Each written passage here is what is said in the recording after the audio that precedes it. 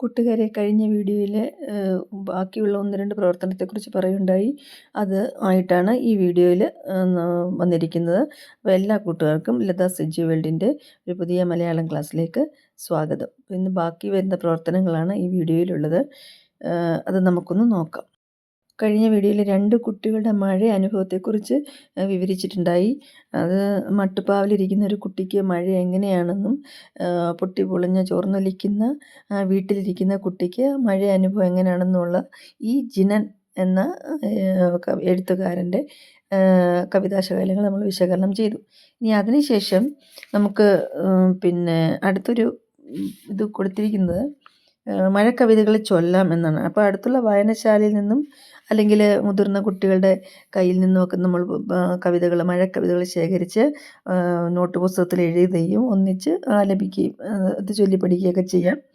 അതുപോലെ ആദ്യ മഴ മണ്ണിൽ വരുത്തുന്ന മാറ്റങ്ങൾ എന്തൊക്കെയാണ്? ആദ്യമായിട്ട് മഴ ഒരുപാട് വരൾച്ചയ്ക്ക് ശേഷം ഉണ്ടായ മഴ മണ്ണിന് എന്തൊക്കെ നല്ല അനുഭവങ്ങളാണ് നൽകിയിരിക്കുന്നത് എന്ന് നിങ്ങൾ കണ്ടെത്തി അതുകൂടി ഒന്ന് നോട്ട് കുറിക്കുക വേണം. ആദ്യമായി പെയ്യുന്ന മഴയിൽ മണ്ണിനുണ്ടാകുന്ന വ്യത്യാസങ്ങൾ എങ്ങനെയൊക്കെയാണെന്നും ഉള്ള കാര്യങ്ങൾ നിങ്ങളൊന്ന് നോട്ട് കുറിക്കുക. ഇനി അതിനുശേഷം തിരുനെല്ലൂർ കരുണാകരൻ്റെ, അതായത് ഈ കവിതയുടെ മഴ ചാറുമ്പോൾ എന്ന ഈ കവിതയുടെ രചയിതാവ് തിരുനെല്ലൂർ കരുണാകരൻ, അതായത് തിരുനെല്ലൂർ കരുണാകരൻ്റെ കവിതകൾ എന്ന കൃതിയിൽ നിന്ന് എടുത്തിട്ടുള്ളതായിരുന്നു ഈ കവിത. അപ്പോൾ അദ്ദേഹത്തിൻ്റെ ഒരു ചെറിയ കവി പരിചയം, ജീവചരിത്രം കൂടെ ഈ വീഡിയോയുടെ ഒപ്പം ചേർക്കുന്നുണ്ട്. നമുക്ക് അതിലേക്കൊന്ന് പോകാം.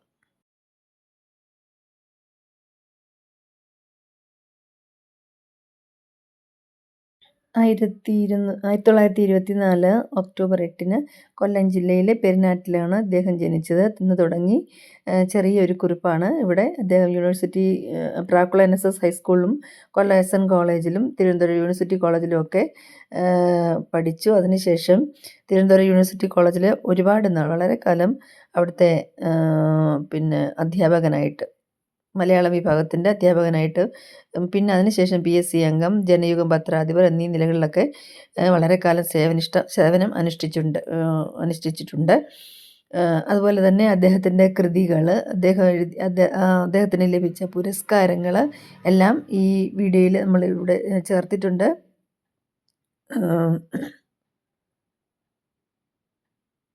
നമുക്ക് നിങ്ങൾ ഈ വിവരങ്ങൾ നിങ്ങൾ കുറിപ്പ് തയ്യാറാക്കി നിങ്ങളുടെ നോട്ട് കുറിക്കുക.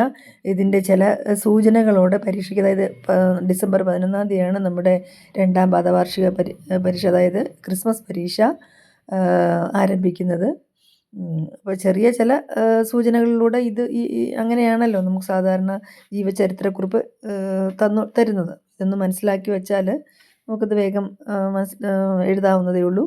പിന്നെ അതുപോലെ തന്നെ അദ്ദേഹത്തിൻ്റെ ചില കൃതികളെ സൗന്ദര്യത്തിൻ്റെ പടയാളികൾ, ധീര ആണ്, റാണി, മേഘസന്ദേശം, അതൊരു വിവർത്തനമാണ്, അന്തിമയങ്ങുമ്പോൾ, രാത്രി, അങ്ങനെ തുടങ്ങിയ ചില കൃതികൾ, ചില വിവർത്തനങ്ങൾ, ജിപ്സികൾ, മലയാള ഭാഷാ പരിണാമം, സിദ്ധാന്തങ്ങളും വസ്തുക്കളും പഠനം, അങ്ങനെ ഒരുപാട് തരത്തിലുള്ള കൃതികൾ അദ്ദേഹം രചിച്ചിട്ടുണ്ട്. പിന്നെ അദ്ദേഹത്തിന് കിട്ടിയ ചില പുരസ്കാരങ്ങൾ: ആശാൻ പുരസ്കാരം, വയലാർ അവാർഡ്, മൂലൂർ അവാർഡ്, കേരള സാഹിത്യ അക്കാദമി അവാർഡ്, വായ് ശക്തി അവാർഡ് തുടങ്ങിയ പുരസ്കാരങ്ങൾ ലഭിച്ചു. അങ്ങനെ വാർദ്ധക്യ സഹജമായ അസുഖങ്ങൾ കൊണ്ട് തന്നെ 2006 ജൂലൈ 5 82-ാമത്തെ വയസ്സിൽ അദ്ദേഹം വസതിയിൽ വെച്ച് തന്നെ മരണമടയുകയും ചെയ്തു. അപ്പോൾ ഇത്രയാണ് അദ്ദേഹത്തിൻ്റെ ജീവചരിത്രവുമായി ബന്ധപ്പെട്ട കാര്യങ്ങൾ.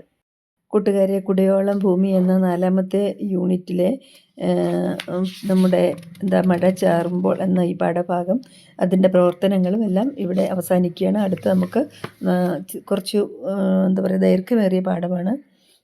അതൊരു ശാസ്ത്രപരമായ ഒരു പാഠവും കൂടാണ്.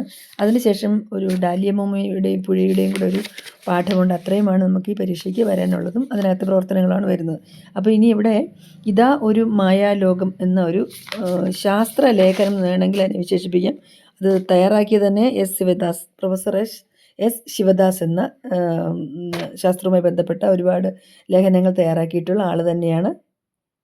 നമുക്ക് നോക്കാം. രണ്ടാം ടേം മൂല്യനിർണ്ണയ പരീക്ഷ നമുക്ക് ഡിസംബർ 11-നാണ് ആരംഭിക്കുന്നത്. അപ്പോഴേക്കും നമുക്ക് പാഠഭാഗങ്ങൾ കവർ ചെയ്യേണ്ടതുണ്ട്. എന്നാൽ വിശദീകരിക്കാതെ നിവൃത്തിയുമില്ല. അപ്പോൾ ഈ വീഡിയോ ഇഷ്ടപ്പെട്ടാൽ ലൈക്കും ഷെയറും സബ്സ്ക്രൈബും ഒക്കെ ചെയ്യണേ. എല്ലാവർക്കും നന്ദി.